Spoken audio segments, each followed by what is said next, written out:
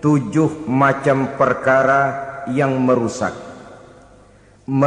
akidah dan keimanan, merusak amal perbuatan yang sudah kita kerjakan, merusak sendi-sendi kehidupan sosial, pendek kata merusak segala hal di dalam kehidupan kita. Jauhilah olehmu 7 macam perkara yang merusak.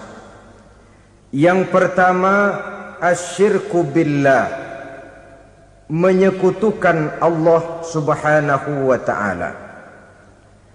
Agama dimulai dari keyakinan, maka kehancuran agama selalu dimulai dari kehancuran keyakinan, iman atau akidah yang dimiliki oleh seseorang. Dan untuk menghancurkan nilai-nilai iman yang kita miliki ini, orang rasanya tidak akan menghantam kita dengan peluru kendali. Orang tidak akan mengirimkan nuklir ke sini. Orang tidak juga akan mengirimkan satuan militernya ke sini. Untuk menghancurkan nilai-nilai iman, dibanjiri kita dengan paham-paham yang merusak dan mendangkalkan akidah.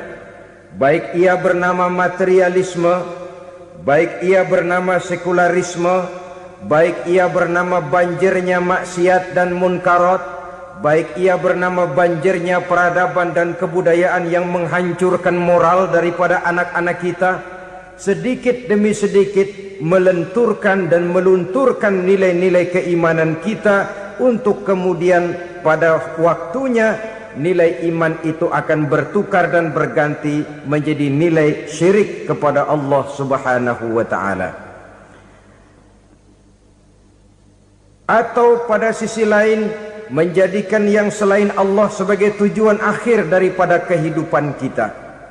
Sedangkan kita sama-sama maklum bahwa di dalam pandangan agama Islam, dosa yang tidak berampun, dosa yang terbesar, termasuk dalam kategori bapak moyangnya dosa, tidak lain adalah syirik, yakni menyekutukan Allah subhanahu wa ta'ala.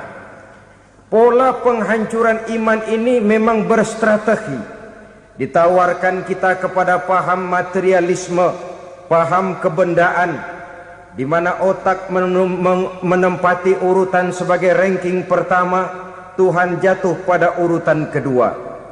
Lalu menyusul kepada paham sekularisme, Allah dipisahkan dari seluruh kegiatan hidup ini, untuk pada gilirannya menjadikan yang selain Allah sebagai tujuan akhir daripada seluruh kegiatan hidup kita. Oleh karenanya, kewajiban menjaga nilai-nilai iman ini merupakan kewajiban yang mulia tetapi berat. Tidak hanya untuk kita, tetapi juga bagaimana mewariskannya kepada anak-anak kita, generasi yang akan datang. Orang-orang tua bijaksana yang diceritakan di dalam Al-Quran, kalau sudah berpikir tentang anak-anaknya, pertanyaan yang paling mereka risaukan ialah, ma ta'buduna min ba'di. Anakku, kalau pada satu saat aku, ayahmu sudah tidak ada lagi di dunia ini, meninggalkan kamu semua, ma ta'buduna min ba'di, apa yang akan kamu sembah nak? Jikalau sekarang ayahmu masih mau ke masjid, masih mau melakukan rukuk dan sujud, masih beribadah menyembah Allah subhanahu wa ta'ala, kalau orang tuamu sudah tidak ada, ma ta'buduna min ba'di, masihkah engkau mau datang ke masjid? Masihkah engkau mau rukuk dan sujud? Masihkah engkau mau menyembah Allah subhanahu wa ta'ala? Pertanyaan ini yang dipikirkan oleh Nabi Yakub kepada putra-putranya. Pertanyaan ini yang diteruskan oleh Nabi Ibrahim kepada anak-anaknya. Pertanyaan ini yang diwariskan oleh generasi ulama'us salafus saleh kepada para generasi berikutnya. Bagaimana kita generasi sekarang? Kita orang-orang tua sekarang bukan berfikir ma ta'buduna min ba'di, malah yang kita fikirkan ma ta'kuluna min ba'di. Kalau bapak tidak ada nanti kamu makan apa nak? Perkara kamu nyembah apa urusan nomor 18. Yang penting kamu nanti hidup bisa makan, nak. Maka kita sibuk mewariskan harta kepada anak-anak kita. Kita sibuk mewariskan kebun dan tanah kepada anak-anak kita. Kita sibuk mewariskan pabrik kepada anak-anak kita, sementara kita lupa mewariskan intan yang paling mahal, mewariskan mutiara yang paling berharga, yaitu nilai iman kepada Allah Subhanahu wa ta'ala. Alangkah baiknya apabila warisan harta, warisan tanah dan kebun, warisan rumah dan pabrik didasari lebih dahulu dengan mewariskan nilai iman kepada Allah Subhanahu wa ta'ala. Sebagai orang-orang tua, kita boleh bersedih kalau anak kita tidak mengerti komputer. Kita boleh bersedih kalau anak kita tidak mengerti matematika. Kita boleh bersedih kalau anak kita tidak mengerti bahasa Inggris. Tapi sewajarnya lebih bersedihlah kita orang tua jikalau mempunyai anak yang tidak kenal Allah sebagai Tuhannya, yang kemudian tidak mau rukuk dan sujud kepada Allah Tuhannya. Itulah kemalangan yang paling malang bila kita meninggalkan generasi yang tidak bertauhid kepada Allah Subhanahu wa ta'ala. Betapapun anak kita tidak ngerti komputer, saudara, paling-paling kerugiannya cuma kerugian dunia. Masuk dia ke alam barzakh, munkar nakir tidak akan sempat tanya kau belajar komputer apa tidak. Kumpul dia di padang mahsyar, malaikat juga tidak akan tanya matematikamu nilainya berapa. Yang ditanya kau kenal Allah, kau rukuk dan sujud kepadanya, kau pernah datang ke masjid. Oleh karena itu sekali lagi, menjaga nilai iman tidak hanya untuk kita, tetapi juga mewariskannya kepada anak-anak kita, generasi yang akan datang. Sungguh kemalangan yang paling besar apabila kita meninggalkan anak-anak kita. Mereka kita tinggalkan lemah ekonominya, itu tidak baik. Mereka kita tinggalkan lemah otaknya, itu pun akan membuat mereka tertinggal oleh yang lain. Tapi yang paling celaka, jikalau kita tinggalkan mereka dalam kondisi lemah imannya, rapuh akidahnya, tidak baik dan tidak betul keyakinan hidupnya. Oleh karena itu Nabi berpesan, jauhilah 7 perkara yang merusak. Yang pertama, syirik kepada Allah Subhanahu wa ta'ala. Menyekutukan Allah baik dalam ucapan, dalam keyakinan ataupun dalam perbuatan. Ini perkara pertama yang termasuk 7 perusak besar di dalam kehidupan. Kalau sudah jatuh kita ke lembah syirik, bagaimanapun banyak kebaikan yang kita kerjakan, berjiwa sosial, bertangan pemurah, gemar menolong orang lain, kalau memang dasarnya syirik, maka seluruh kebaikan kita akan hancur, tidak akan ada nilainya dalam pandangan Allah Subhanahu wa ta'ala. Dalam pandangan manusia mungkin kita dicatat sebagai orang sosial, gemar menolong orang lain, tidak berpangku tangan melihat orang yang mendapat kesulitan. Tapi oleh karena dasarnya syirik, dasarnya tidak mentauhidkan Allah, maka seluruh nilai kebaikan yang kita kerjakan tidak akan ada nilainya dalam pandangan Allah Subhanahu wa ta'ala. Maka jagalah iman kita, jangan sampai dihinggapi penyakit syirik yang bagaimana kecilnya sekalipun. Sekali lagi, baik syirik dalam bentuk ucapan, syirik dalam bentuk keyakinan, sampai kepada syirik dalam bentuk perbuatan, kita berhindar kepada sifat-sifat yang sedemikian itu. Karena apa? Dalam satu ayat Quran Allah Subhanahu wa ta'ala menjelaskan, innallaha la yaghfiru ayyushraka bih wa yaghfiru ma duna dzalika liman yasha. Allah tidak akan memberi ampun kepada orang-orang yang menyekutukannya, tapi Allah masih mau memberikan ampun kepada dosa-dosa yang selain itu bagi orang-orang yang dikehendakinya. Dosa selain syirik, apabila kita bertaubat, Allah masih mau mengampuni.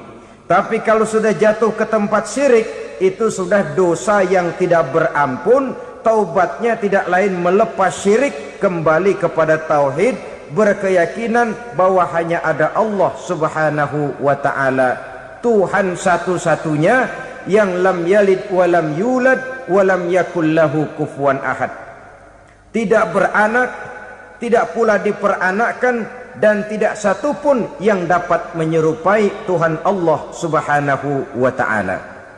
Saudara-saudara kaum muslimin rahimakumullah, bahwa kita di zaman sekarang memang tidak menyembah berhala, ya. Bahwa kita tidak berterang-terangan mengatakan Tuhan lebih dari satu, memang. Bahwa kita tidak berkeyakinan Tuhan itu punya anak atau diperanakkan, tentu. Tapi dalam perbuatan dan i'tiqad kita kadang-kadang jatuh tanpa kita sadari ke tempat yang bernama syirik ini. Oleh karenanya, di zaman di mana teknologi makin canggih, di mana kemajuan pembangunan makin menjangkau berbagai aspek kehidupan, diperlukan keseimbangan antara kemajuan fisik material dengan kemajuan mental spiritual.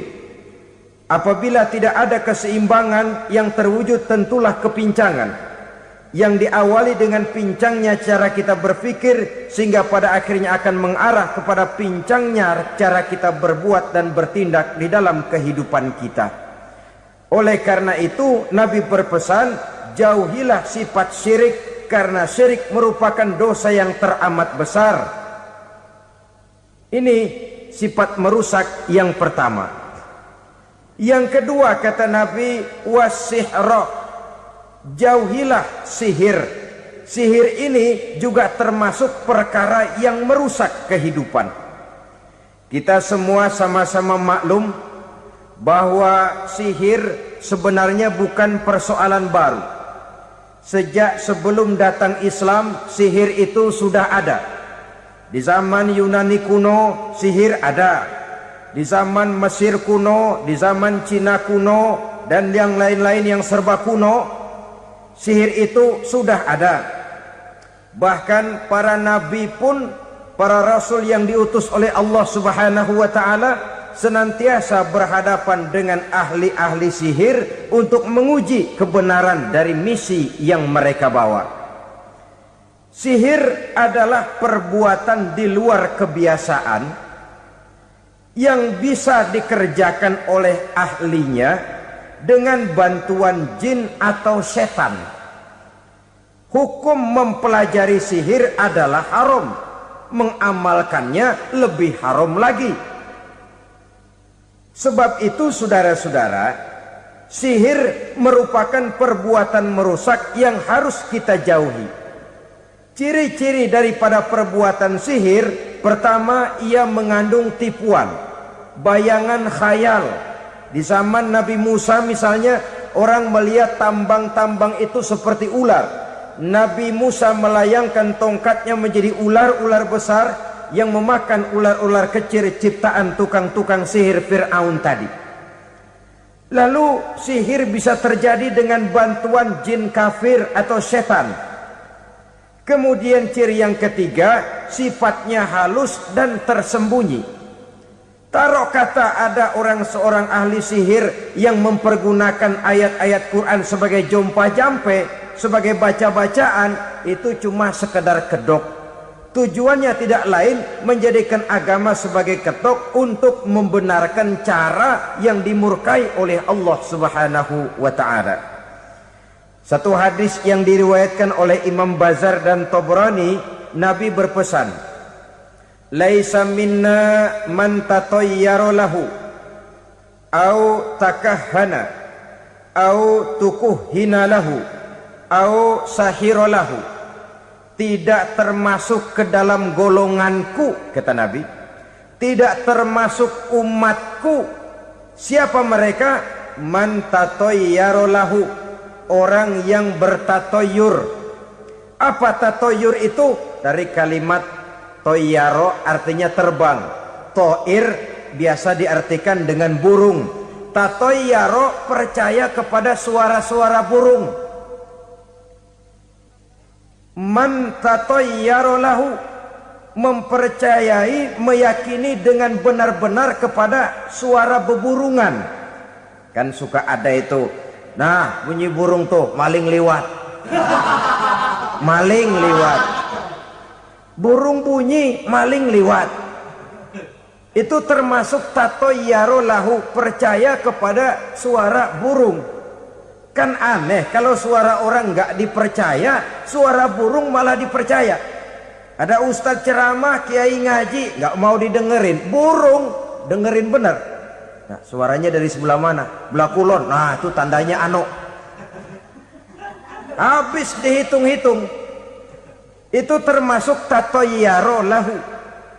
Au takahana, atau bertenung, au tukuhina, atau minta ditenungkan, au sahirolahu, atau melakukan perbuatan sihir, atau minta disihirkan. Laisa minna, tidak termasuk ke dalam golonganku, kata Nabi. Sehingga dengan demikian saudara-saudara, menghadapi sihir dengan sihir sekalipun termasuk perbuatan yang tidak diajarkan oleh agama. Kita kan mempelajari sihir untuk jaga diri, tidak apa-apa. Yang dilarang mengamalkannya, dilarang juga mempelajarinya. Sebab orang kalau sudah mengetahui, biasanya lalu terangsang untuk mencoba. Kalau percobaannya berhasil, biasanya terangsang untuk coba lagi dan coba lagi. Pada akhirnya ketagihan, lalu beralih menjadi profesi, apalagi itu nanti bisa mendatangkan hasil uang. Saudara-saudara kaum muslimin rahimakumullah, kita manusia makhluk nyata. Kita hidup di alam nyata, terikat oleh sunnatullah, causality. Oleh karenanya, bagi kita keyakinan yang penuh, keikhlasan di dalam bertuhankan Allah, penyerahan diri sepenuhnya hanya kepadanya, itu sudah merupakan obat penangkal yang sangat ampuh agar kita tidak terkena penyakit-penyakit yang dibuat oleh setan dan para pembantunya. Sehingga beberapa ayat Quran mengajarkan, misalnya a'udzu bikalimatillahi tammati min syarri ma khalaq, atau bismillazi la yadurru ma'asmihi syai'un fil ardi wala fis sama, dengan menyebut nama Allah yang tidak bisa mendatangkan bahaya sedikit pun, dari baik yang datang dari langit maupun yang datang dari bumi. Jiwa yang kosong dari keyakinan yang penuh kepada Allah, jiwa yang penuh was-was dan ragu-ragu, itu yang mudah terserang oleh penyakit-penyakit yang dikerjakan oleh para tukang-tukang sihir, yaitu oleh setan dan seluruh para pembantunya. Kemudian hadis kedua yang diriwayatkan oleh Imam Ibnu Hibban, Nabi bersabda, la yadkhulul jannata mudminu khamrin wala mu'minu bisihrin wala qati'u rahmin. Tidak masuk surga. Ini Nabi yang bilang, tidak masuk surga. Siapa itu?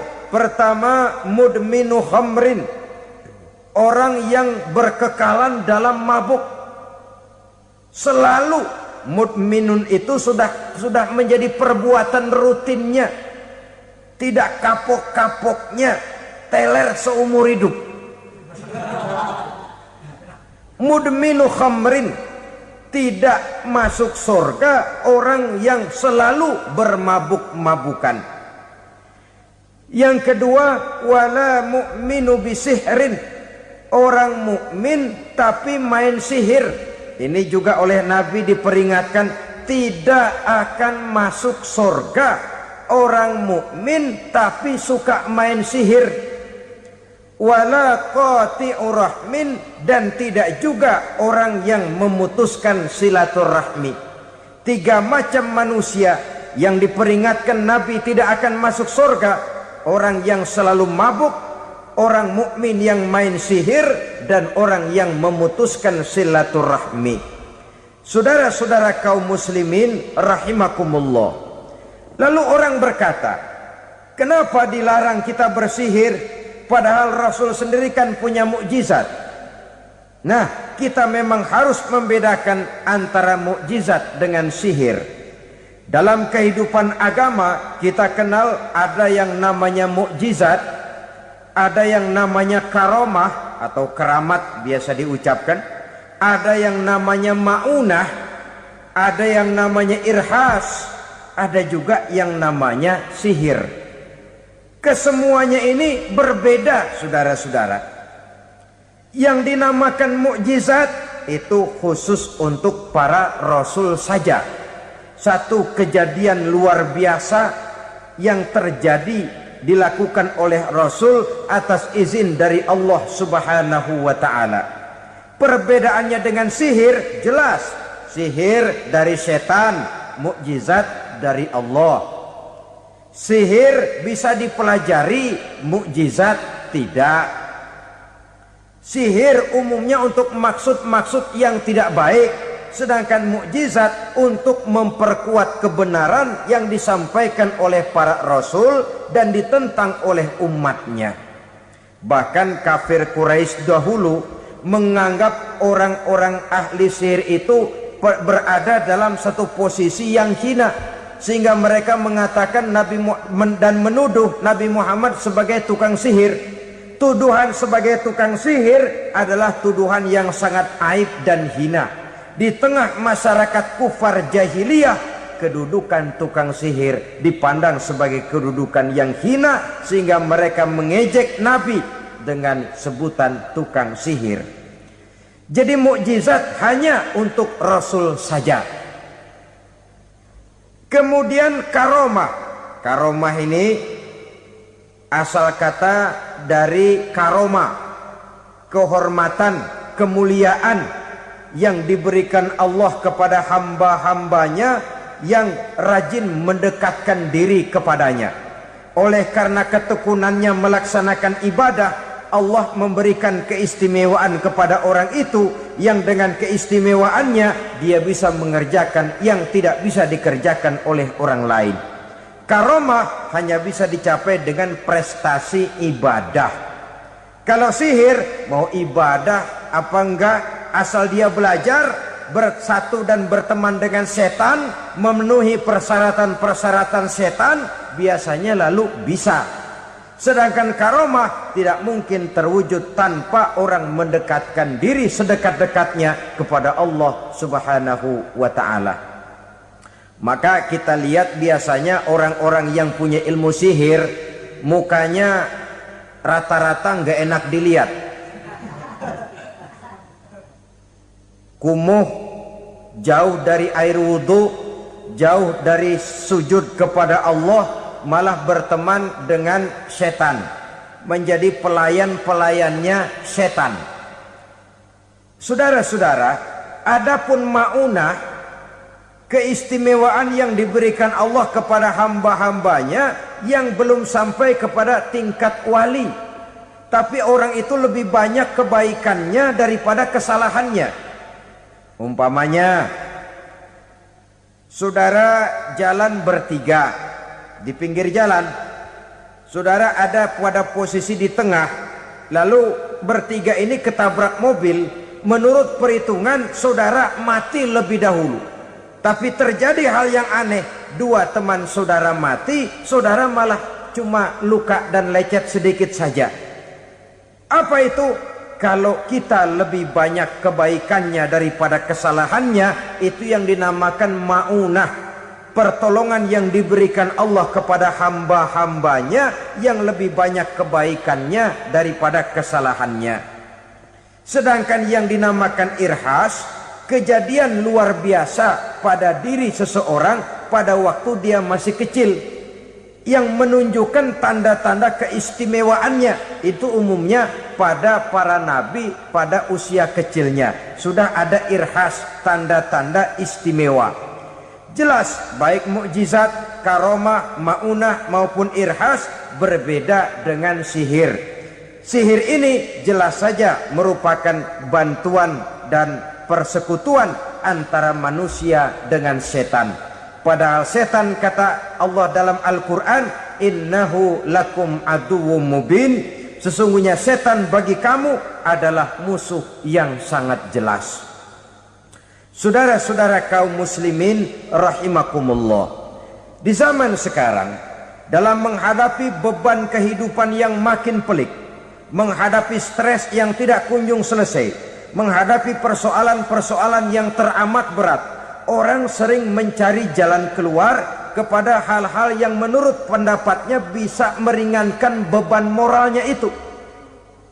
Pergilah dia mencari sesuatu yang dapat meringankan bebannya.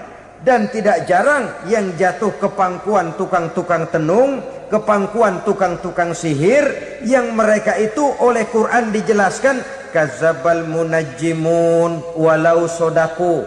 Tukang-tukang tenung, tukang-tukang sihir, mereka itu bohong walaupun benar.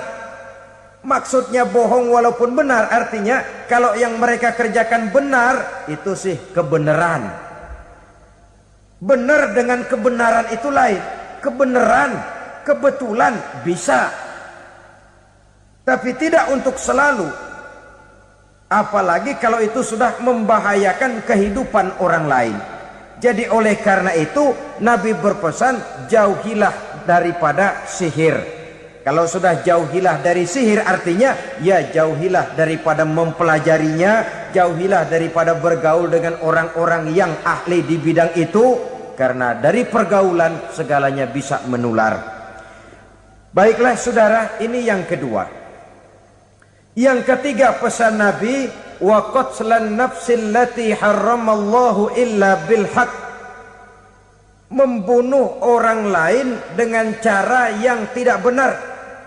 Membunuh orang yang diharamkan oleh Allah Subhanahu wa taala untuk melakukannya kecuali dengan alasan yang benar.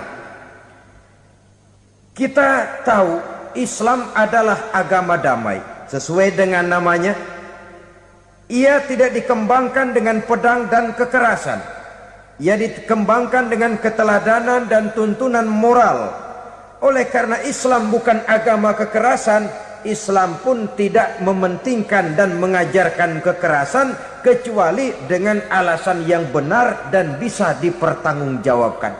Membunuh dengan sengaja, menghilangkan nyawa orang lain tanpa alasan yang bisa dibenarkan adalah merupakan dosa besar dan satu di antara 7 perkara yang bisa mendatangkan kerusakan dalam kehidupan dan yang hendaknya harus kita jauhi. Saudara-saudara kaum muslimin rahimakumullah, beberapa waktu yang lalu di sebuah kota kecil yang indah bernama New Auckland. Saudara tahu New Auckland? Itu dari Gunung Kidul masih ngidul lagi. Pernah diadakan satu seminar yang membicarakan bagaimana menyelamatkan masyarakat manusia dari bahaya Perang Dunia Ketiga. Diperkirakan kalau terjadi Perang Dunia Ketiga, manusia tidak akan tersisa. Sebab apa? Pada waktu itu cadangan nuklir yang dimiliki oleh bersama Amerika dan Rusia konon sudah sanggup memusnahkan 6 miliar manusia pada saat jumlah manusia baru 5 miliar. Jadi kelebihan nuklir dunia ini. Kalau terjadi Perang Dunia Ketiga, sulit manusia untuk tersisa. Maka dibahaslah di dalam seminar itu, wah, supaya tidak terjadi Perang Dunia Ketiga, maka perlombaan membuat senjata-senjata canggih, alat-alat pembunuh modern harus segera dibatasi. Dibahas, tidak mungkin kita membatasi perlombaan membuat senjata. Kenapa? Makin maju ilmu dan teknologi, makin canggih senjata yang ditemukan. Atom sudah meningkat menjadi nuklir, nuklir sudah meningkat menjadi neutron, dan kita tahu bom yang bernama neutron ini bom yang cukup membunuh tanpa perlu merusak. Artinya kalau dia diledakkan di kota kita ini, bangunan utuh, jembatan tidak ambruk, rumah-rumah tetap berdiri, tapi semua yang bernama hidup mati. Itu katanya lebih sopan dari bom atom. Sebab kalau si atom ini sudah membunuh, merusak pula. Neutron cukup membunuh saja tanpa perlu merusak. Jadi majunya senjata-senjata teknologi sebagai akibat yang logis dari kemajuan ilmu pengetahuan ini tidak bisa kita batasi. Dan memang sebenarnya yang bahaya bukan senjatanya, tapi manusia yang mengendalikan senjata itu. Mereka kembali kepada prinsip the man behind the gun. Bukan senjatanya yang bahaya, tapi manusia yang mengendalikan senjata itu yang bahaya. Walaupun senjatanya modern, katakanlah model M16 umpamanya, kalau yang mengendalikannya orang beriman, insya Allah aman. Tapi biar megang cuma senapan angin, kalau yang megang orang brutal, ngeri kita deket-deket. Apalagi kalau memang bukan ahlinya menggunakan senjata, bisa ngeker kaki kena jidat.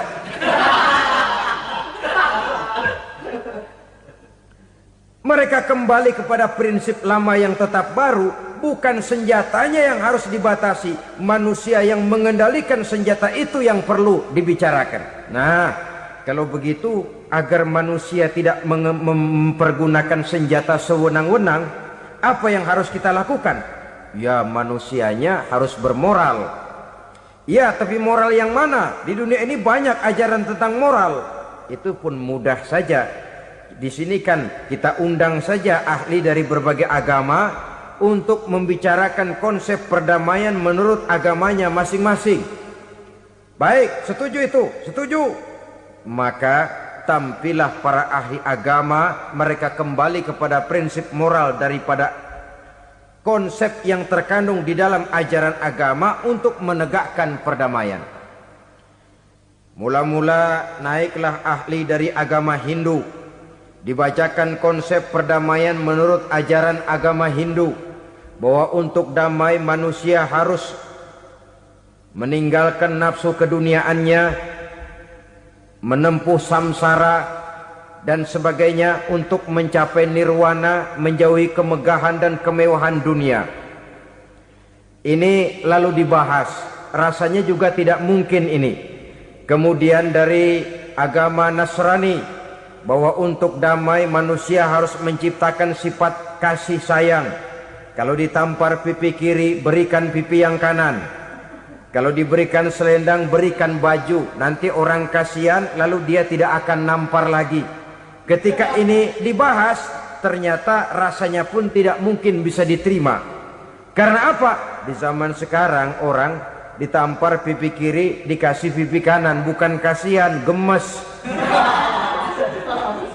Damai belum tentu, bonyok udah jelas. Lalu ketika dibacakan konsep perdamaian menurut Quran, di mana disampaikan ayat wa jazaa'u sayyi'atin sayyi'atun misluha faman afa wa aslaha fa ajruhu 'ala Allah. Balasan terhadap satu kejahatan adalah kejahatan yang seimbang. Tetapi barang siapa yang memberi maaf dan mencari jalan damai, itulah yang terbaik dan akan mendapat pahala dari Allah Subhanahu wa ta'ala. Kamu tidak salah ditampar pipi kirimu, tampar lagi pipi kirinya sekeras dia menampar pipi kirimu. Nanti orang tidak mau menampar kita karena dia tahu kalau dia tampar kita, dia akan menderita tamparan sekeras dia menampar kita. Akan terjadilah prinsip saling hormat menghormati, tidak saling ganggu, tidak saling usil, tidak saling jahil. Atas dasar ini perdamaian bisa ditegakkan. Mereka bisa menerima konsep ini, tapi kemudian seminar ditutup tanpa satu keputusan resmi. Kenapa? Terus terang mereka kagum dengan konsep Islam, tapi sentimen lama terhadap nilai-nilai Islam telah menutup mata mereka untuk menerima kebenaran dari ajaran Al-Quranul Karim. Saudara-saudara kaum muslimin rahimakumullah, kembali kita kepada persoalan pokok. Roh adalah dari Allah. Dia akan kembali kepada Allah, milik mutlak dari Allah. Tidak pantas kita merampasnya dari orang lain. Tidak wajar kita menghilangkannya tanpa alasan yang dibenarkan oleh agama. Di zaman sekarang akibat persaingan hidup yang makin tajam, lapangan kerja yang makin sulit, tensi ekonomi yang makin tinggi, atau karena nilai moral yang makin rendah, atau juga karena rapuhnya pegangan orang kepada agama, nyawa rasanya sudah sedemikian murahnya. Berbagai kasus membuat berdiri bulu roma kita. Ada mayit, ada manusia dipotong 6, dicincang macam kambing. Ada yang dipotong 5, ada yang dipotong 13, dikardusin, dibuang ke tempat sampah. Inna lillahi wa inna ilaihi raji'un. Gejala apa ini? Kanibalisme. Manusia sudah demikian sadisnya, manusia sudah sedemikian buasnya, sehingga sesama manusia diperlakukan seperti hewan. Padahal hewan sendiri belum pernah macan makan macan, bagaimanapun buasnya macan. Belum pernah serigala memakan serigala, bagaimanapun brutalnya serigala. Tetapi manusia makan manusia di zaman sekarang kadang jadi kenyataan dalam kehidupan kita. Kadang persoalannya remeh saja. Soal uang 200 perak, pisau bicara, nyawa melayang. Soal rokok sebatang, celurit bicara, nyawa melayang. Soal-soal yang sama sekali tidak prinsip, begitu mudah kita menghilangkan nyawa orang lain. Padahal Nabi pernah memperingatkan, apabila dua orang muslim sudah berkelahi dan berbunuh-bunuhan, al-qatil wal maktul finnar, yang membunuh dan yang terbunuh dua-duanya neraka. Sahabat heran, ya Rasul, kalau yang terbunuh, kalau yang membunuh masuk neraka itu sih wajar, tapi yang terbunuh kenapa neraka juga? Beliau menjawab, dua-duanya sudah punya niat untuk saling membunuh. Niatnya itu yang diponten. Yang terbunuh cuman lagi apes aja, keduluan dia. Umpama tidak terbunuh, pasti dia yang akan membunuh. Oleh karenanya al-qatil wal maktul, yang membunuh dan yang dibunuh finnar, dua-duanya masuk ke dalam neraka. Islam menghormati kehidupan, tidak hanya terbatas kepada sesama muslim, orang-orang yang berlainan agama pun yang mau hidup berukun, damai, berdampingan dengan umat Islam, jiwa mereka, darah mereka dilindungi oleh nilai-nilai Islam yang disebut dengan kafir zimmi ini. Mengganggu mereka sama saja dengan mengganggu aku, kata Nabi. Jadi oleh karena itu sayangilah sesama. Kehidupan adalah anugerah Allah, bukan wewenang kita untuk mencabutnya dari orang lain, bukan wewenang kita untuk merampas dan menghilangkannya dari orang lain. Apa yang tidak enak terjadi pada diri kita, begitu pula lah apabila terjadi pada diri orang lain. Sehingga Nabi mengatakan, la yu'minu ahadukum hatta yuhibba li akhihi ma yuhibbu li nafsihi. Belum dikatakan beriman seseorang kamu apabila dia belum mencintai saudaranya seperti ia mencintai dirinya sendiri. Apa yang enak dirasakan oleh orang lain, enak juga dirasakan oleh dia. Mengukur orang lain dengan diri sendiri. Kalau orang lain tanpa salah saya fitnah, kalau saya tanpa salah difitnah orang, enak apa enggak? Enggak, orang lain juga begitu. Kalau orang lain tanpa salah saya tempeleng kepalanya, enak apa tidak? Tidak. Orang lain juga begitu.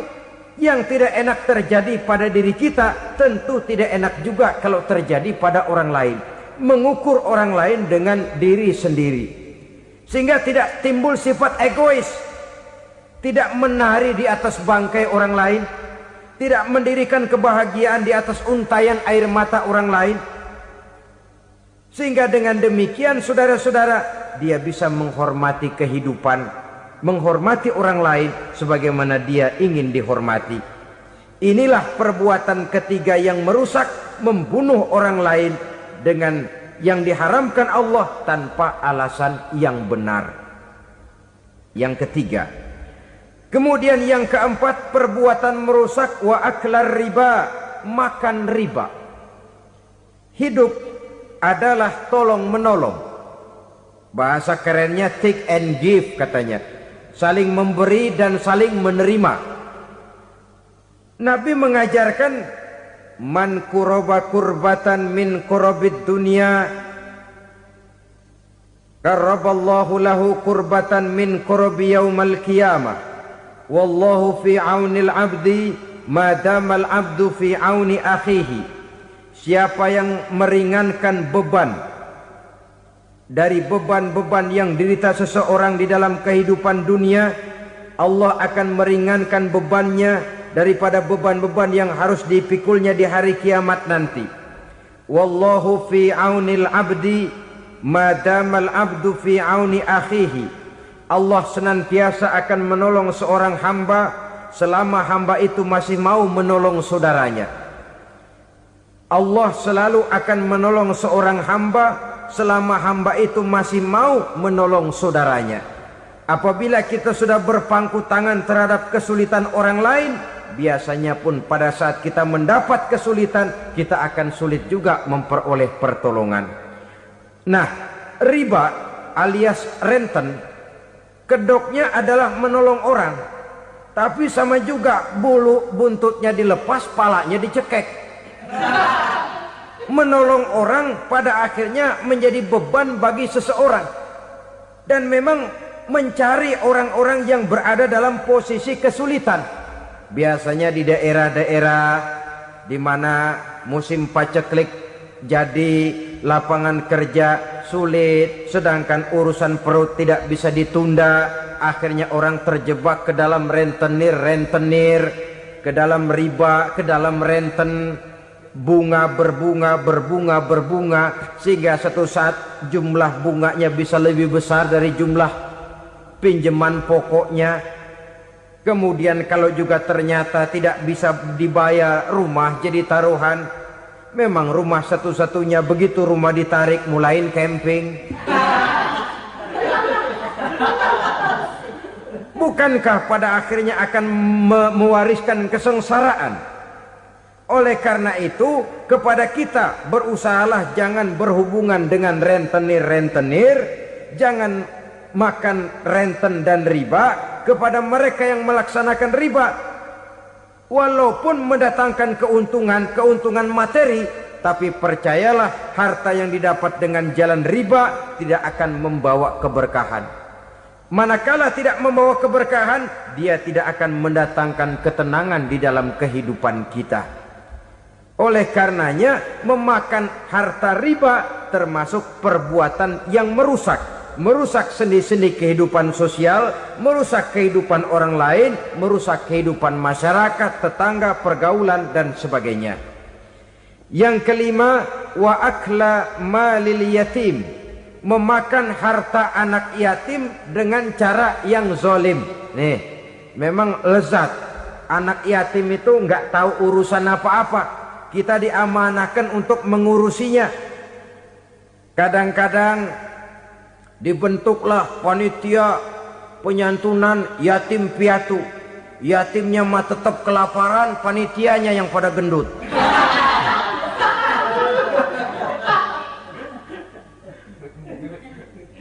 Padahal memakan harta anak yatim termasuk perbuatan dosa besar. Dan menjantuni yatim merupakan perbuatan mulia. Nabi mengatakan, ana wa kafilul yatim kahataini yaumal qiyamah. Aku dan orang-orang yang menyantuni anak yatim seperti dua jari ini pada hari kiamat nanti. Dekat sekali. Jikalau ingin di hari akhir nanti dekat dengan Rasul, bersahabatlah dengan anak-anak yatim. Jadilah pengurus anak-anak yatim. Bangunlah panti-panti asuhan yatim. Pada saat bapak ibunya meninggal, kitalah yang menjadi orang tuanya. Bahkan sedemikian besar perhatian Islam terhadap anak-anak yatim ini, sehingga Quran memberikan peringatan, ara'aital ladzi yukadzibu biddin fadzalikal ladzi yad'ul yatim wa la yahuddu ala ta'amil miskin. Tahukah kamu siapa orang yang mendustakan agama? Beragama tapi dianggap dusta, solatnya dusta, puasanya dusta, karena agamanya sudah berdusta. Siapa mereka? Fazalikal ladzi yad'ul yatim, orang yang menyia-nyiakan anak yatim. Wala yahuddu ala ta'amil miskin, dan tidak pernah memberi makan kepada orang-orang yang menderita kemiskinan, menyia-nyiakan, meninggalkan anak yatim, termasuk perbuatan yang divonis kita sebagai orang yang mendustakan agama. Saudara-saudara kaum muslimin rahimakumullah, maka sangat dicela mengeksploitir anak-anak yatim, menjadikan mereka sebagai kedok untuk mencari kekayaan pribadi. Tetapi jikalau ikhlas, ganjarannya sangat besar, nilai pahalanya sangat besar. Menyantuni yatim tidak hanya setahun sekali. Kalau Muharram pakai istilah lebaran yatim, dibentuklah panitia, diberilah beras, uang 4-5 ribu rupiah, alhamdulillah. Tapi jangan lupa, si yatim tidak hidup cuma satu hari. Dia tidak hidup cuma di bulan Muharram saja, dia hidup 12 bulan dalam setahun. Sebagaimana anak-anak yang lain, dia juga berhak punya masa depan. Dia juga berhak menikmati bangku sekolah. Dia berhak mengenyam arti dan makna pendidikan. Dia berhak membekali diri dengan ilmu dan pengetahuan, seperti halnya anak-anak yang lain. Maka kita yang diberikan keluasan oleh Allah, ingatlah itu, bersahabatlah dengan anak-anak yatim, santuni mereka. Perkara setahun sekali di bulan Muharram, alhamdulillah, itu bagus, bin Thayyib alias baik. Tapi tentu dan tentu sekali lagi, si yatim tidak hanya hidup di bulan Muharram. Dia hidup 12 bulan dalam setahun, 24 jam dan di dalam sehari. Oleh karenanya, menyia-nyiakan mereka pada saat posisi kita memang mampu akan memojokkan kita dalam satu posisi di mana kita dianggap sebagai orang yang mendustakan agama, memakan harta anak yatim dengan cara yang zolim. Bapaknya udah meninggal, kebunnya lebar, anaknya dikelecehin. Nah, dah kamu gak usah pusing, nanti saya yang ngurus. Akhirnya bukan ngurus, nguras. Si yatim mungkin tidak tahu bahwa dia disia-siakan, haknya diambil, miliknya dizolimi. Tapi Allah yang akan membalasnya dengan seadil-adilnya. Maka makan harta anak yatim biasanya balasannya tokcer bin paten. Nggak banyak selang tempo itu, nggak percaya cobain dah. Nyobain aja kan nggak bayar, umpama. Memakan harta anak yatim dengan cara yang zolim, ganjarannya biasanya kontan. Kenapa? Ratapan si miskin, untayan air matanya, jeritan kepedihan hatinya, membuka pintu langit, permohonannya diijabah, getaran hatinya didengarkan oleh Allah. Maka balasannya biasanya kontan, spontan, tidak menunggu waktu terlalu lama. Itu di dunia, belum lagi di akhirat nanti. Bukankah dalam riwayat Mi'raj diceritakan Nabi melihat di neraka itu orang perutnya sebesar rumah?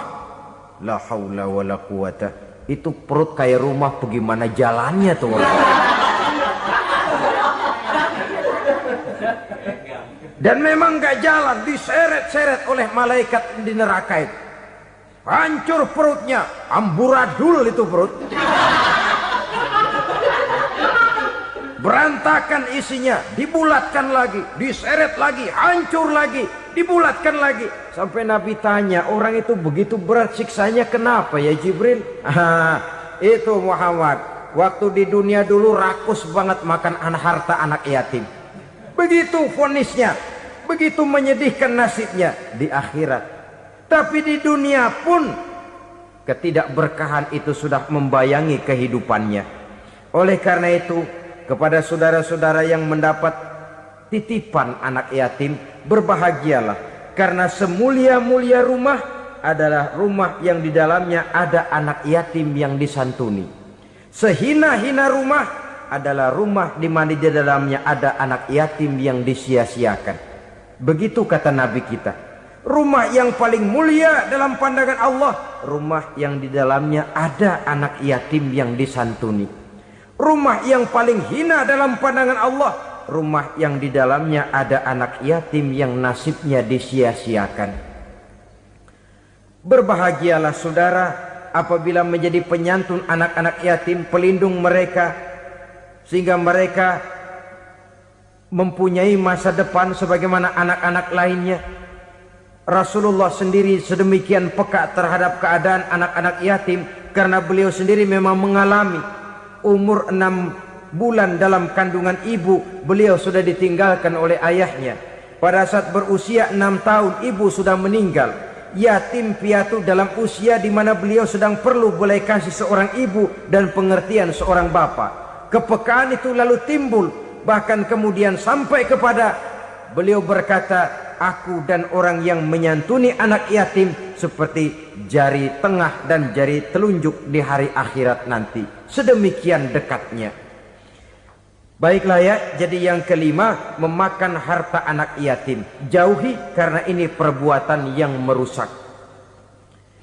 Yang keenam, watawalli yaumaz zahfi, melarikan diri pada hari pertempuran. Apa ini? Khianat. Tidak konsekuen dengan konsep perjuangan. Pada mulanya keras benar teriak, berantas korupsi, ganyang korupsi. Cuma karena belum dapat giliran. Begitu dia naik dapat kesempatan, korupsinya lebih edan dari yang diteriakinya. Ini termasuk tawalli yaumaz zahfi, berpaling pada hari peperangan. Di saat menghadapi musuh, kalau belum kelihatan musuh, teriaknya nyaring bener. Jangan takut demi kebenaran sampai titik darah yang paling penghabisan. Musuh belum kelihatan. Begitu musuh sudah kelihatan, paling dulu lari ke belakang. Kalau diajak berjuang ada saja alasannya. Sehingga Quran memberikan peringatan kepada kita semua. Mengapa kamu ini berat? Kalau sudah diajak berjuang di jalan Allah, kakimu seperti terhunjam berakar di perut bumi. Berat untuk melangkah berjuang. Lari dari pertempuran tidak konsekuen dengan konsepsi perjuangan. Mau enaknya saja. Dalam kondisi yang sulit lalu berpangku tangan. Ini termasuk ciri munafik yang di dalam Al-Quran disindir dengan bahasa kullama adha'a lahum masyaufi wa iza azlama alaihim qamu. Waktu terang mereka jalan, giliran gelap mereka mandek. Artinya, maksudnya kalau giliran ada untungnya aja rame-rame teriak Islam. Tapi begitu diminta berjuang, dituntut berkorban, rame-rame mundur.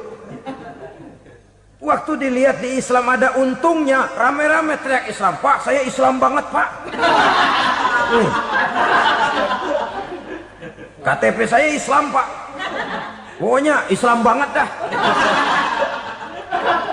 Tapi ketika diminta berjuang, dituntut sedikit berkorban, rame-rame mengundurkan diri. Tahun 65 PKI berontak. Waduh, waktu itu jadi orang Islam untung itu. Nggak dikejar-kejar, aman. Masjid rame, masjid, mobil-mobil mewah parkir di depan musola dan masjid. Kenapa? Waktu itu asal udah ke masjid aman. Islam selamat, untung. Tapi begitu keadaan aman, yang parkir di musola sepeda butut melulu.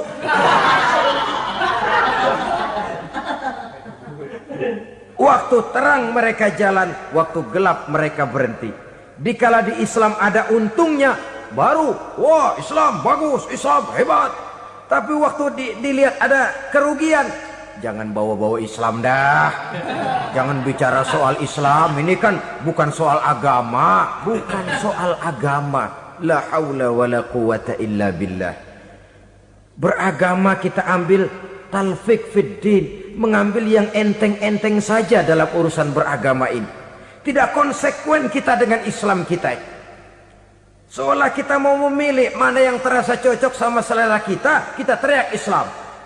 Beratan aja dikit, rame-rame berpaling. Itu termasuk tawalli yaumaz zahfi. Para pengkhianat, mental-mental hipokrit yang tidak mau konsekuen menghadapi segala bahaya. itu termasuk perbuatan yang merusak. Kenapa? Kalau cuma dia saja yang lari, mungkin tidak jadi soal. Tapi larinya ini akan mempengaruhi orang lain. Nah, pengaruhnya itu yang dicegah.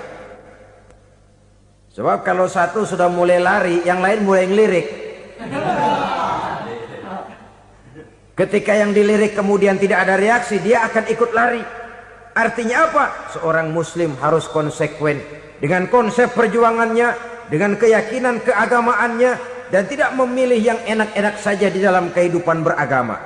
Lari dari pertempuran, bermental khianat, mengkhianati agama, merupakan satu di antara sifat yang merusak. Terakhir saudara, wa qazfal muhsanatil ghafilatil mu'minat, menuduh perempuan baik-baik yang tidak tahu menahu tentang tuduhan yang dituduhkan kepadanya, menuduh perempuan mukmin yang baik-baik yang tidak tahu menahu tentang tuduhan yang dilakukan kepadanya. Fitnah lebih bahaya daripada pembunuhan.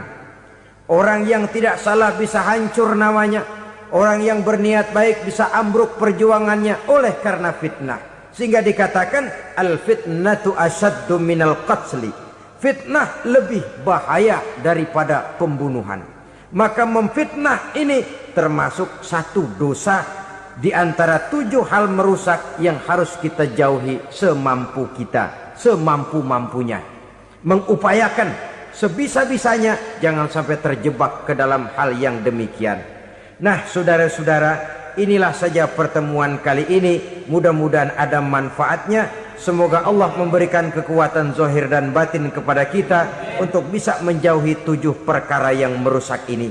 Selalu berusaha menyimpan sesuatu yang bisa membawa manfaat, baik untuk dirinya, untuk anak cucunya, maupun untuk keluarganya, untuk masa kini dan masa depannya. Kadang simpanan itu berbentuk uang, kadang berupa tanah, lain saat berbentuk pabrik, dan lain sebagainya. Sementara masa depan yang paling pasti adalah akhirat. Jika untuk masa depan dunia kita rela memeras keringat, membanting tulang, pergi pagi dan pulang petang, menyimpan uang, menyimpan tanah, menyimpan pabrik, pernahkah kita merenung jika satu saat kiamat datang, kita dibangkitkan dari kubur masing-masing, berdiri di padang mahsyar untuk mempertanggungjawabkan seluruh kegiatan hidup kita di dunia ini, lalu kita akan menuju ke alam akhirat. Sudahkah kita mempunyai simpanan untuk akhirat kita? Pada pertemuan kali ini saya ingin menyampaikan sebuah hadis di mana Rasulullah sallallahu alaihi wasallam bersabda, arba'un min kanzil jannah. Simpanan sorga ada 4 macam. Yang pertama, ikhfa'us sadaqah, menyembunyikan sedekah. Saudara-saudara kaum muslimin, sebagaimana yang kita maklum bahwa Allah Subhanahu wa taala melebihkan sebagian rezeki dari kita terhadap yang lain. Ada yang kaya, ada yang setengah kaya, ada yang miskin, ada yang setengah miskin, dan selanjutnya. Ada yang gajinya kecil tapi penghasilannya gede. Ada yang penghasilannya gede tapi nggak punya gaji. Ada juga yang memang gajinya gede dan penghasilannya gede. Kelebihan rezeki merupakan sunnatullah dan tidak harus membuat kita merasa lebih dari yang lain. Bahkan sebaliknya, kelebihan itu harus membuat kita ringan tangan untuk menolong mereka yang memang memerlukan pertolongan. Kalau saudara diberikan ilmu, maka pertanyaan akhirat cuma satu: ilmumu kau amalkan untuk apa? Kalau saudara diberikan umur yang panjang, pengadilan akhirat juga bertanya satu: umurmu kau habiskan di mana? Tapi kalau saudara diberikan harta, pengadilan akhirat akan bertanya 2: hartamu kau dapat dari mana, kau belanjakan kemana. Dari mananya ditanya, dan kemananya juga ditanya. Oleh karena kita akan dimintakan pertanggungan jawab, maka amanah yang bernama harta ini harus kita gunakan dengan sebaik-baiknya. Ada penggunaan yang merupakan kewajiban, itu zakat namanya. Ada penggunaan yang sewaktu-waktu, itu infak namanya. Ada yang lebih sewaktu-waktu lagi, dan itu sedekah namanya. Zakat dia terikat oleh haul dan nisab, oleh putaran batas waktu dan ukuran dari harta itu sendiri. Sedangkan infak terikat oleh situasi dan kondisi perekonomian seseorang. Sedangkan sedekah tidak terikat dengan apapun. Dalam kondisi seperti apapun kita bisa melakukan sedekah dengan yang terkecil sekalipun. Sampai-sampai Rasulullah sallallahu alaihi wasallam mengajarkan, la tahqiranna minal ma'rufi syai'an walau an talqa akhaka biwajhin talik. Atau ada hadis, tabassumuka fi wajhi akhika laka sedekah. Senyumanmu kepada temanmu adalah sedekah.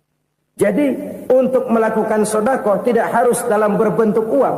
Dengan ilmu kita bisa sedekah. Dengan tenaga kita bisa bersedekah, dengan pikiran kita bisa bersedekah, bahkan senyum kepada teman itu pun sedekah. Jadi kalau sedekah dengan uang memang belum punya uang, nyengir aja banyakin. Itu asal pada tempatnya, jangan lalu ketemu tiang listrik cengengesan. Tentu tidak pada tempatnya dan tidak wajar. Nah, sedekah yang paling dicintai Allah adalah sedekah yang disembunyikan. Artinya jauh dari sifat riya. Kan kadang-kadang ada orang sedekah itu disebutkan namanya. Apa tidak bagus? Kalau memang niatnya ikhlas, ya bagus-bagus saja. Untuk memberikan sugesti kepada yang lain. Di Fulan bin Fulan nyumbang sekian, diumumkan. Boleh kalau niatnya untuk memberikan rangsangan kepada yang lain supaya dia menyumbang lebih besar dari orang tadi. Tapi kalau itu mendatangkan riya, maka sedekah yang paling dicintai Allah adalah sedekah yang disembunyikan. Tangan kiri saja tidak tahu apa yang diberikan oleh tangan kanan. Sedekah yang dilakukan dengan ikhlas akan merupakan perbendaharaan surga. Tersembunyi dari pandangan orang lain, tidak seorang pun tahu. Karena memang sikap yang baik adalah melupakan kebaikan dan mengingat kesalahan. Itu salah satu ciri orang bahagia. Orang yang selalu mengingat kesalahannya dan berusaha melupakan segala kebaikannya. Kalau dia akan berada kebaikan, dia tidak bisa ikut, dia merasa rugi karena dia merasa belum pernah berbuat baik. Tapi kalau akan melakukan kesalahan baru, dia ingat kesalahan yang sudah-sudah, sehingga terhalang baginya untuk melakukan satu kesalahan baru. Demikianlah saudara-saudara, bahwa Allah melebihkan rezeki sebagian kita dari yang lain, agar terjadi tolong-menolong dalam kehidupan ini. Jadi kesenjangan yang nature, kesenjangan yang alami, itu sunnatullah. Ada yang kaya, ada yang miskin, ada yang kelas menengah. Nah, kenapa lalu sekarang kita berusaha mengentaskan kemiskinan? Oleh karena adanya kesenjangan struktural. Kalau yang kaya bisa semakin kaya, kenapa yang miskin tidak bisa naik jadi ikut sedikit kaya? Sebab pada dasarnya Islam adalah agama yang sejak turunnya sudah berupaya memerangi kemiskinan. Bahkan dikatakan kemiskinan itu mendekatkan kepada kekufuran. Orang kalau miskin udah dekat banget sama kafir. Gampang menjadi kafir. Berapa banyak saudara-saudara kita yang oleh karena soal perut, oleh karena soal materi, terpaksa meninggalkan dan menanggalkan akidahnya. Menjual petunjuk yang diberikan Allah dengan kesenangan dunia yang cuma sebentar ini. Na'udzubillah, thumma na'udzubillah. Jadi makin kita sembunyikan satu sedekah, semakin banyak perbendaharaan kita di surga. Sedekah yang paling dicintai Allah adalah sedekah yang disembunyikan. Malahan ada seorang sufi, dia punya kebiasaan kalau pergi sholat Jumat dia bawa uang, itu uang dia taruh di bawah tikar masjid. Dia niat sedekah kepada siapa saja yang nemuin itu duit. Maksudnya apa? Supaya yang nemuin nggak tahu siapa yang punya duit. Demikian dia saking ingin menyembunyikan sedekahnya. Karena sifat riya itu bisa memakan amal kita sendiri. Riya itu termasuk menyebut-nyebut kebaikan kita. Orang yang suka nepuk dada, sedikit-sedikit ngitungnya kalau nggak gua. Oh, kalau nggak gua tuh yang belah situ, kalau nggak gua. Iya, kalau nggak lu kenapa emang? Orang yang suka menepuk jasa. Biasanya memang begitu, saudara-saudara. Kalau perang lagi berkecamuk, orang nggak sempat ngaku jadi pahlawan. Tapi begitu perang selesai, yang kagak kenal bedil ngaku pahlawan, Mas. Itu sesuatu yang biasa. Oleh karenanya, orang-orang yang ikhlas dalam bersedekah, disembunyikannya sedekah itu, Allah cinta betul. Malahan ada hadis memberikan jaminan, inna shadaqatal mar'il muslimi tazidu fil umri wa tadfa'u mitatas su'i.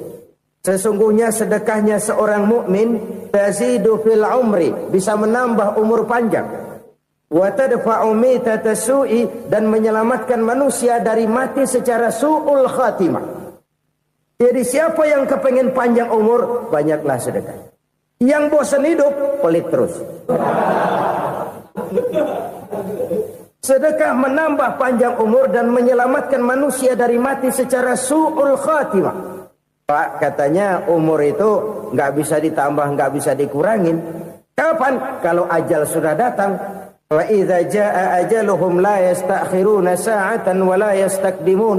Kalau ajal datang tidak bisa dimajukan, tidak bisa dimundurkan. Itu kalau ajal sudah datang. Tidak bisa lagi umur ditambah dikurangi, sudah datang. Tapi kalau belum datang, itu kan haknya Allah. Mau ditambah, mau dikurangi, hak prerogatif Allah. Sebagai pencipta manusia, Allah maha kuasa dan maha mampu.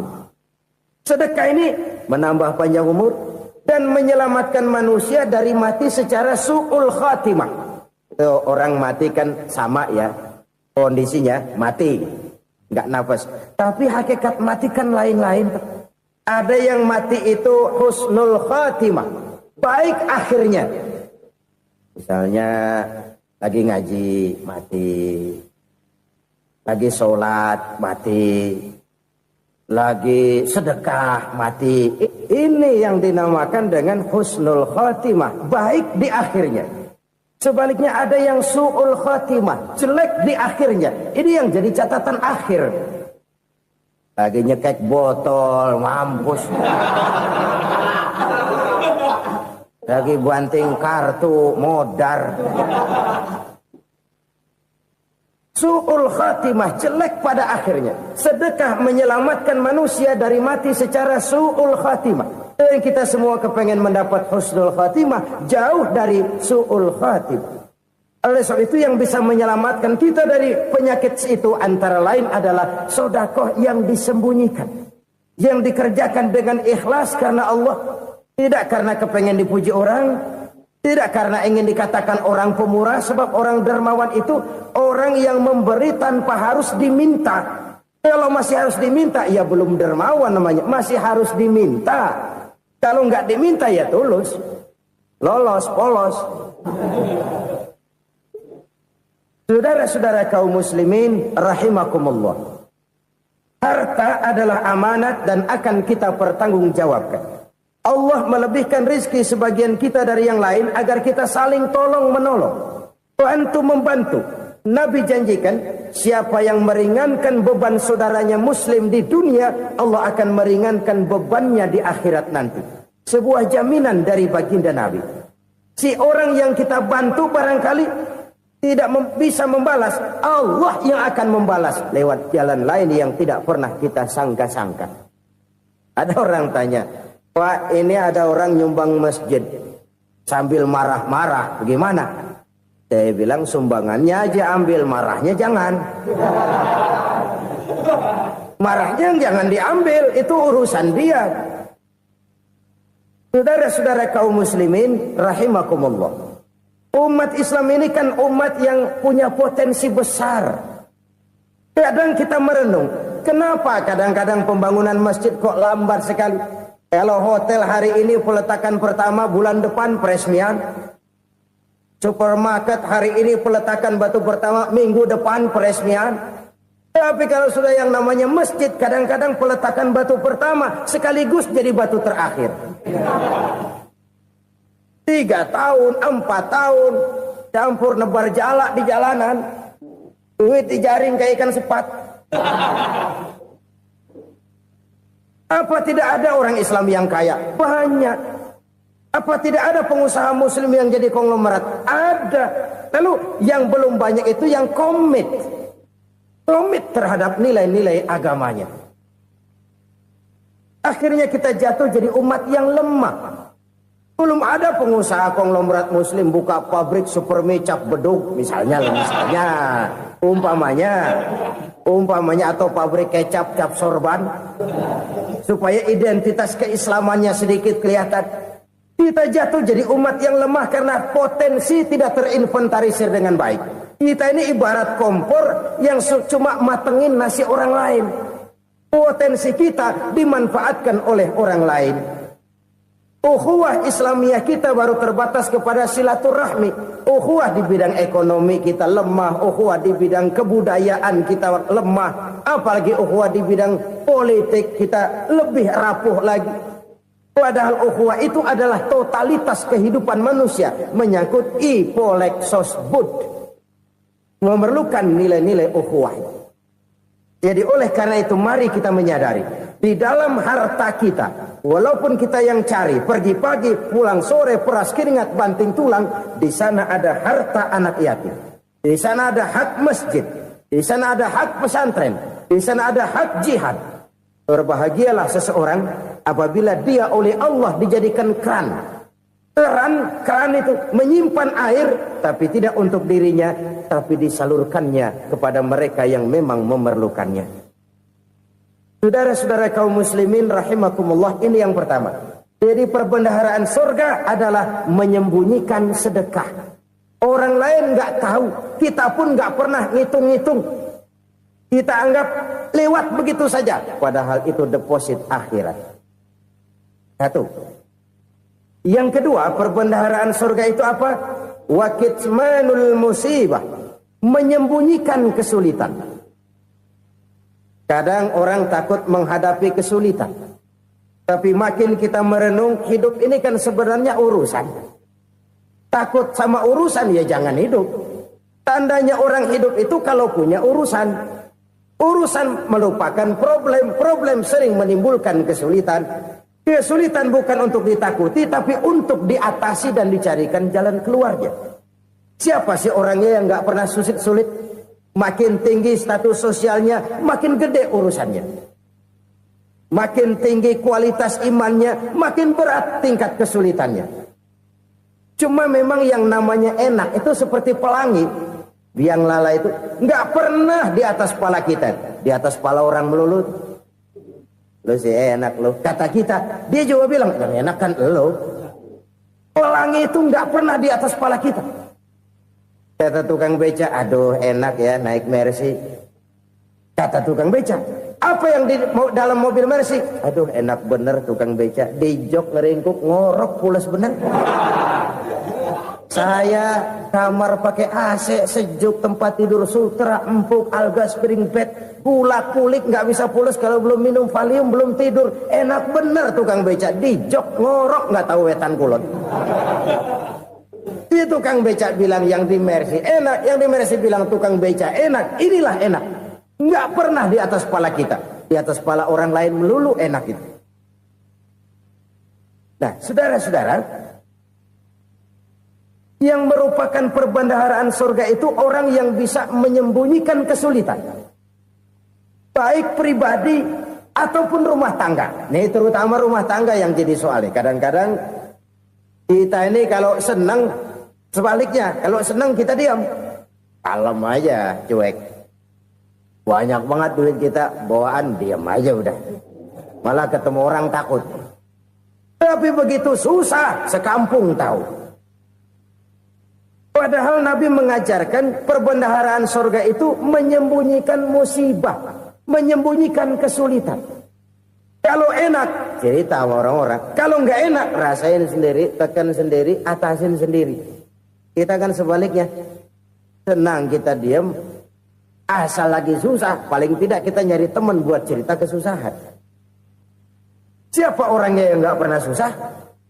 Cuma soalnya bagaimana kita mengatasi kesusahan itu sendiri. Begitu juga misalnya kalau orang sudah berumah tangga, itu orang tuanya harus menjadi tempat dia cerita yang enak-enak saja. Yang nggak enak rasain berdua, selesaikan berdua, atasin berdua. Jangan dibalik. Asal senang diam, giliran susah saja. Maknya laporan. Terbalik. Bisa menjaga security informasi. Maka nama bayam keluar diam. Malah seluitan. Enak amat lu makan daging ayam. Security informasi. Saudara-saudara kaum muslimin rahimakumullah. Ujian yang terberat itu yang pernah diberikan kepada para nabi, para rasul, para aulia, para ulama. Makin tinggi keimanan, makin berat bentuk kesulitan. Ayo saya kemukakan satu contoh saja. Ada seorang nabi yang kaya, nabi kaya, namanya Nabi Ayub. Iblis kalau orang begini kan keki, ibadahnya rajin, kaya. Yang kayak begini susah digodain. Kalau ibadahnya rajin, miskin, kali bisa disogok. Sini imannya mantap, ibadahnya rajin, kaya, nabi lagi. Tapi namanya iblis, nggak kurang akal. Laporan, Tuhan, kenapa Les? Ya ini bahasa saya, bahasa Qurannya sih nggak gitu. Itu hambamu yang namanya Ayub, dia rajin ibadah cuma karena dikasih kaya aja. Coba kasih miskin dia, berhenti dia sembahyang. Ah, kamu bisa aja. Saya tahu Ayub itu hambaku yang ikhlas. Saya buktiin Tuhan, silahkan. Dibuktiinlah, iblis turun ke alamin. Yang mula-mula dia lakukan, dia rusak sawah ladang Nabi Ayub. Dia binasakan binatang ternak Nabi Ayub.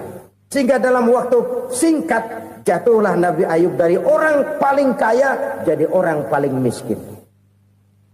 Beliau masih ibadah di mihrab dalam masjid. Datang iblis. Saudara Ayub, ya, lagi ngapain? Ibadah. Nyembah Allah, nyembah Allah. Oh, percuma. Kenapa? Tuhan yang ente sembah nih, dia udah bikin miskin ente. Sawah ladang ente hancur lebur, binatang ternak binasa. Sekarang ente jadi orang paling miskin. Ngapain nyembah Tuhan kayak begitu? Tekor. Udah berhenti dah ibadah, berhenti ibadah. Ini iblis sama Tuhan laporannya lain, yang dikerjakan kepada Nabi Ayub juga lain. Benar begitu iblis, kata Nabi Ayub. Iya. Sawah ladang saya habis, buras. Binatang ternak saya binasa, binasa. Saya miskin, bangpak. Apa jawab Nabi Ayub? Bukan innalillahi, ini hebat. Alhamdulillahillazi a'tani wa akhza minni. Segala puji bagi Allah yang telah memberikan harta kepada saya dan sekarang mengambilnya lagi. Alhamdulillah. Allah yang ngasih, Allah yang ambil. Itu mah urusan Allah. Iblis cuman ibadah jalan terus, sujud lagi Nabi Ayub. Iblis seleher gondok banget. Dasar Nabi nggak mempan dia apa-apain. Miskin malah alhamdulillah. Allah yang ngasih, Allah yang ambil. Jadi kalau kita tidak komit, kita tidak terikat kepada kaya, miskin, senang, susah, apa yang bisa bikin kita susah? Jadikan kekayaan, kemiskinan, jadikan senang, susah sebagai anak buah yang bisa kita atur. Jangan kekayaan ngatur kita, jangan kemiskinan ngatur kita. Kita yang harus mengatur mereka. Senang, susah, kaya, miskin, bahagia, sengsara, jadikan itu anak buah yang bisa kita atur. Kalau sekarang kita kaya, lain saat boleh jadi kita miskin, semiskin-miskinnya. Allah yang ngasih, Allah yang ngambil. Tenaga mana yang bisa menghalangi? Ibadah jalan terus. Iblis makin gondok. Dasar Nabi loh. Akhirnya apa? Nabi Ayub dikerjain, diberikan penyakit. Demikian fatal penyakitnya. Bayangin, udah miskin sakit.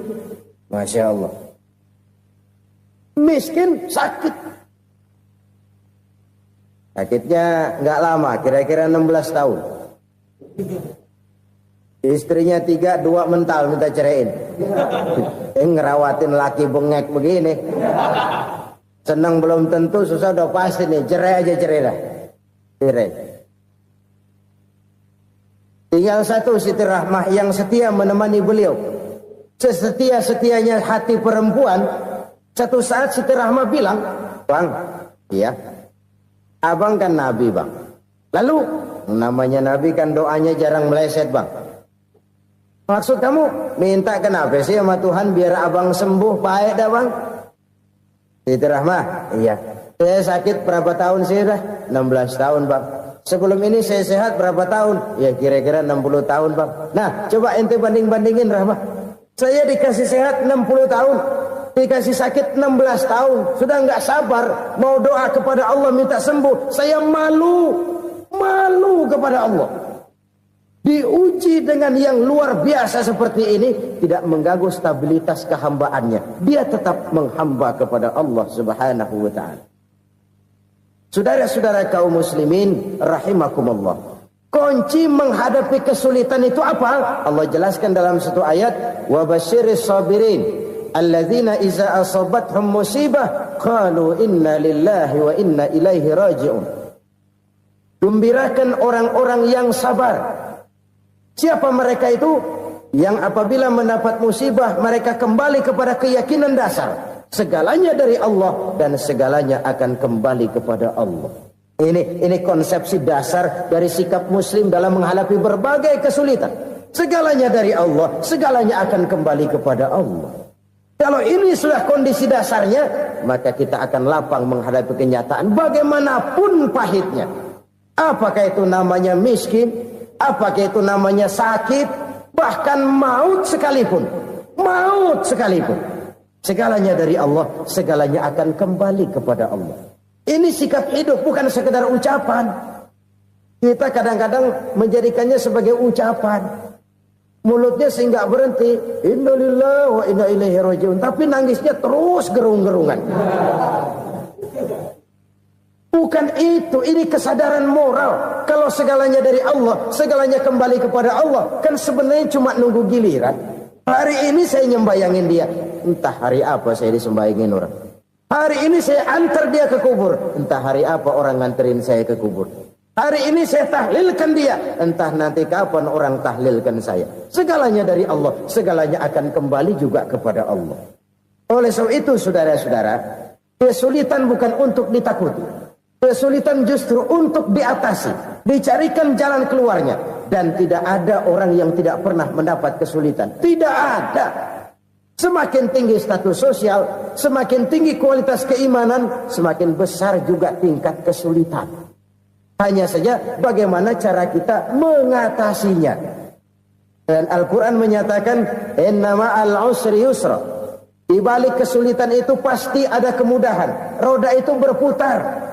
Karena itu Rasulullah sallallahu alaihi wasallam mengingatkan kepada kita, "Ta'arraf ila Allah fir raha ya'rifka fis syiddah." Ingatlah kepada Allah di waktu kamu senang, supaya Allah ingat kepada kamu di waktu kamu susah. Kalau waktu senang kita ingat kepada Allah, kita susah, Allah tidak akan meninggalkan kita.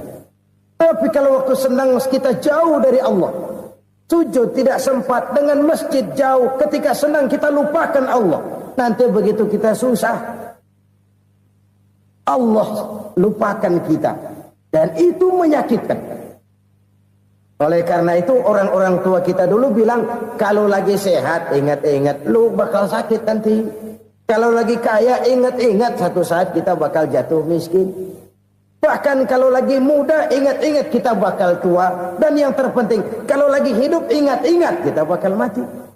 Saudara-saudara kaum muslimin rahimakumullah. Jadi yang kedua yang merupakan perbendaharaan surga, menyembunyikan musibah. Saudara-saudara kaum muslimin rahimakumullah. Hal ketiga yang merupakan perbendaharaan surga adalah wasilaturrahmi. Orang yang suka bersilaturahmi. Sebagaimana yang kita maklum bahwa manusia adalah makhluk yang disebut zon politika. Makhluk sosial yang tidak mungkin hidup sendiri-sendiri. Betapa dan siapapun kita memerlukan orang lain. Bodoh betul manusia kalau tinggal di tengah masyarakat tapi tidak mau bermasyarakat. Merasa hebat sendiri, pintar sendiri, gagah sendiri, kaya sendiri. Mungkin kalau mati juga ngubur sendiri. Jangankan kita di sini. Di sorga saja Nabi Adam waktu sendirian bengong melulu, mondar mandir. Allah tegur dalam sepidang. Ini kalau bahasa saya. Iya Tuhan, sepi ini nggak ada coret-corekan pisan ini. Diciptakan Siti Hawa baru anteng Nabi Adam. Itu di sorga. Cobalah. Umpamanya saudara tinggal di Jakarta nih. Kayak bener. Apaan aja di Jakarta punya saudara dah. Pembuatan Semanggi ambil. Monas, Buntel bawa pulang. Hotel-hotel ambil semua. Cuman tinggal di Jakarta sendirian. Apa enaknya? Betapa dan siapapun kita perlu orang lain. Tidak ada seorang pun yang bisa memenuhi kebutuhan hidupnya secara sendiri-sendiri.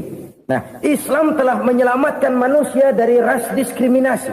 Mengikat manusia dengan persaudaraan yang berlandaskan kepada akidah. Karena itu dianjurkan bersilaturahmi.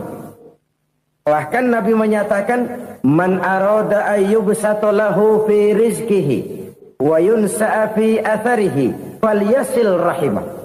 Siapa yang kepengen diluaskan rezekinya dan dipanjangkan usianya, banyaklah ia bersilaturahmi. Siapa yang kepengen dimudahkan rezekinya, hendaknya ia banyak bersilaturahmi. Kalau banyak teman, kesulitan kan paling tidak ada tempat cerita. Udah susah, sendirian kita pikirin diri, nggak ada tempat tukar pikiran. Cepet banget sama bengek. Dilawan sendiri. Nah, secara makro kita bisa berkata, tidak mungkin ada kemenangan kalau tidak ada kekuatan. Tidak ada kekuatan kalau tidak ada kesatuan dan persatuan. Tidak mungkin ada kesatuan dan persatuan tanpa semangat silaturahmi. Kalau umat Islam mau menang, dia harus kuat. Kalau umat Islam mau kuat, dia harus bersatu. Kalau umat Islam mau bersatu, dia harus membudayakan silaturahmi ini. Bahkan sampai kata Nabi, kalau bisa cari nilai tambah. Apa? Silman qata'ak. Bersilaturahmilah kau kepada orang yang marah denganmu. Masya Allah, indahnya ajaran agama kita. Orang yang marah pun kepada kita, kata Nabi, kalau bisa bersilaturahmilah kepadanya. Kepada orang yang marah itu. Di situ nilai tambah. Cuman jujur nih hadis, ngucapinnya gampang, ngamalinnya yang berat banget. Orang marah sama kita disuruh silaturahmi, ada apa malu? Lu marah, ada gua marahan lagi. Tunggu pikirin. Saudara-saudara kaum muslimin rahimakumullah. Tapi ini yang diajarkan, bahkan ini yang dicontohkan oleh baginda Rasul. Bagaimana begitu mudah, misalnya satu saat Abu Jahal ini ngatur strategi bagaimana bikin Muhammad celaka. Dia gali lubang di depan tempat tidurnya. Dia tutupin daun korma. Terus dia panggil seseorang, ke sini. Kasih tahu Muhammad, pamannya sakit keras, minta ditengokin. Berangkat orang ini ke sana. Muhammad, labbaik. Pamanmu sakit keras, dia minta ditengokin. Baik, saya akan datang menjenguk beliau.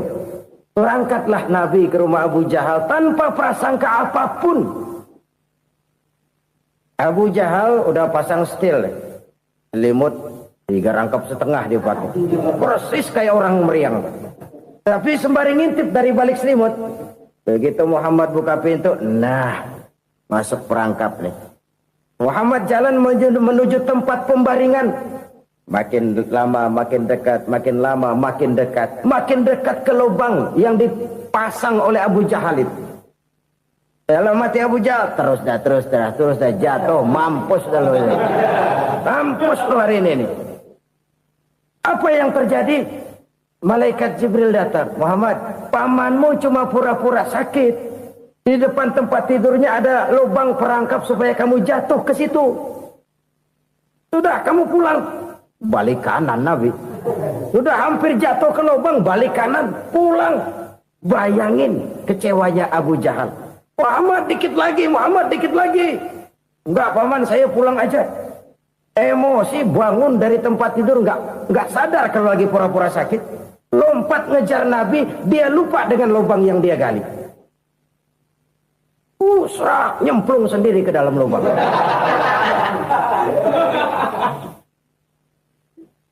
Nabi terus berlalu. Ini terjadi keanehan. Jatuh ke lubang yang dia gali itu sebenarnya nggak terlalu dalam ya, antara 3-4 meteran lah. Tolong saya jatuh ke lubang ini. Datanglah pelayan-pelayannya itu. Angkat saya dari sini. Oh, yang ngulurin tambang. Satu gulung, belum juga nyampe itu tambang. Kurang, beli lagi ke warung. Sambung, ulur lagi, nggak juga bisa sampai. Wah, ini kerjaan Muhammad ini. Tolong, siapa salah seorang kamu ke rumah Muhammad, kasih tahu encangnya kecebur. Minta ditolongin. Sampaikan kepada Rasul. Kenapa?